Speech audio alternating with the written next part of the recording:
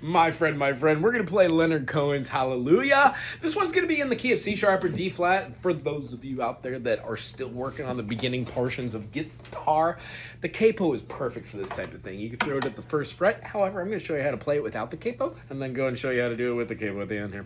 When we're playing a C major, if we play the same C major that we know and love right here, but instead of playing the C, E, and G, we move it up to get a C sharp, an E sharp, and then a G sharp with our bar chord there.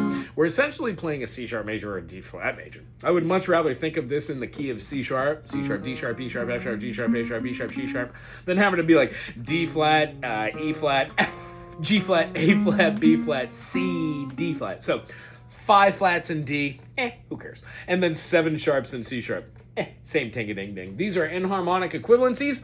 If any of this was just way too confusing, this might not be the channel for you. If you're intrigued, subscribe. Become my friend. When we play this, if you play with a capo, it's going to look like this. Oh, here, let's show it with the capo in a second. We're going to have our C major chord or the D flat or the C sharp. When we do this, we're going to be playing the A minor chord, and we're going back and forth. This is going to become very relevant in music because this shape and then this shape are the relative major minor in every key. So if you learn this in one key, what's to stop you from becoming your own capo in every other key?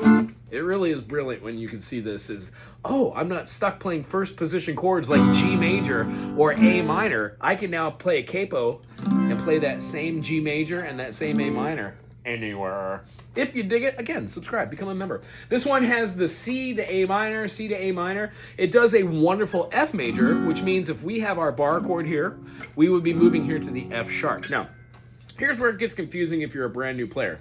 I'm going to stop talking in capo chords. I'm going to start talking in first position chords using the capo. When we have our capo on the first fret and I say C major, we're actually playing a C sharp major. Here we go. C major to an A minor. The rhythm that we're doing over on our strumming hand has a 1, 2, 3, 4, 5, 6, 1, 2, 3, 4, 5, 6, 1, 2, 3, 4, 5, 6. I'm counting eighth notes. 1 and 2 and 3 and 4 and 1 and 2 and 3 and 4 and 1 and 2 and 3 and 4. But I'm subdividing that by 6. 1, 2, 3, 4, 5, 6, 2, 2, 3, 4, 5, 6, 1, 2, 4, 5, 6, 2, 2, 3, 4, 5, 6. When we play this, here's what it'll look like. Heard there was a secret chord David played and pleased the Lord. F, but you don't really care for music. G, now do you? C, C goes to the 4 chord, the 5 chord, the 6 chord, the 4 chord, 5 chord, a 3 chord. But rather than playing it as the E minor, we're playing it as an E major and making it into a dominant. Ooh-wee, spectacular music writing, eh? So when we get down brass tacks, it's going to land on the A.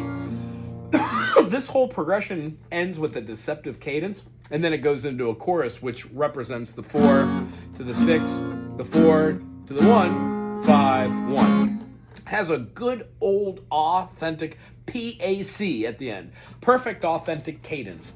When we do that C, G, C, A minor, can be thrown in there. It's optional, really. The whole thing does the same thing again. She drew hallelujah. You can walk it down with the G down to the F.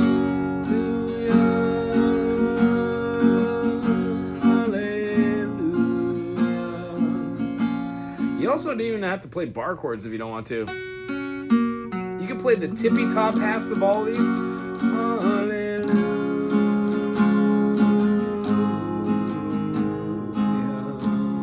Third verse, same as the first. Back to the root.